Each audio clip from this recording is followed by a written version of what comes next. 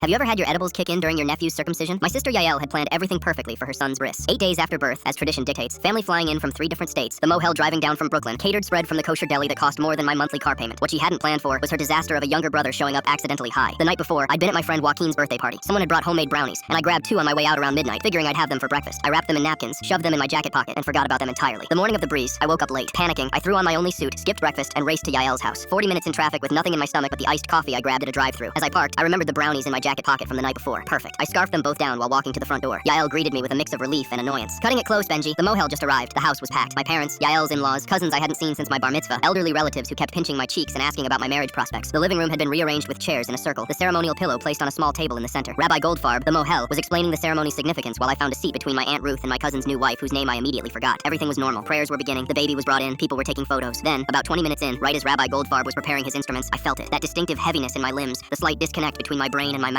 My eyes felt suddenly dry. The room seemed to shift slightly to the left. No, not now. Those weren't regular brownies. My cousin's wife leaned over and whispered, "Beautiful tradition, isn't it?" I nodded, but apparently I nodded for way too long because she gave me a concerned look and scooted slightly away. The prayers continued in Hebrew, and suddenly they sounded like the most musical thing I'd ever heard. I found myself swaying along, which would have been fine except everyone else was standing still. My Aunt Ruth elbowed me. "Benjamin, are you feeling all right?" "Never better," I said, except it came out much louder than intended. Several people turned to look. The mohel began the actual procedure. This is when you're supposed to be respectfully quiet, maybe say a prayer, definitely not giggle. But my brain decided that the word mohel was the funniest combination of sounds ever created. I bit my lip so hard I tasted blood. My brother-in-law Avi was holding the baby, and I became mesmerized by his tie. It had tiny diamonds on it that seemed to be moving, swimming around like little geometric fish. I must have been staring because he mouthed, "What?" at me. That's when my mom noticed something was wrong. She has this radar for when her children are being disasters. She made her way over and sat in the chair Ruth had vacated. "Benjamin," she hissed, "what is wrong with you?" "I'm experiencing the miracle of life," I whispered back, except again, my volume control was broken. The ceremony continued, but I was now hyper-aware of every sound. The baby's cry sounded like a tiny opera. Someone's phone vibrating sounded like a chainsaw. When everyone said Mazel Tov, it echoed in my head like we were in a cathedral. During the blessing over wine, I knocked over my cup, sending red wine across the white tablecloth. Yael's face went through expressions I'd never seen before. Disappointment, rage, confusion, and then a horrible recognition. "Are you high?" she mouthed at me from across the room. I shook my head, but my delayed reaction time made it look like I was doing a slow-motion dance move. After the ceremony, during what was supposed to be the celebratory meal, Yael cornered me in the kitchen. "You showed up stoned to my son's bris?" "Accidentally stoned," I corrected, then explained about the brownies. "You ate random party brownies for breakfast before a religious ceremony?" "I didn't know they were special brownies." She grabbed my face, stared into my bloodshot eyes, and sighed. "You're giving the gift envelope to Mom to give to us. I don't trust you not to eat it." My dad found us and immediately understood. "Joaquin's party?" he asked. I nodded. He turned to Yael. "Your Uncle Morty did the same thing at your bat mitzvah. Thought the cookies at the kiddush were regular." "Cookies? Those weren't?" I asked, suddenly recontextualizing that entire event. The rest of the afternoon, I sat in the corner drinking water while relatives asked if I was sick. My mom told everyone I had food poisoning. Rabbi Goldfarb kindly said he'd seen worse, though he wouldn't elaborate. Months later at Thanksgiving, Yael finally laughed about it. "At least you didn't drop him," she said. "I wasn't holding him." "Exactly, because even accidentally high, you knew better than to volunteer to hold a baby. My nephew is 5 now. At every family gathering, someone tells the story of Uncle Benji's food poisoning at his bris. When he's older, I'll tell him the truth. Maybe at his bar mitzvah. Definitely checking the brownies first, though.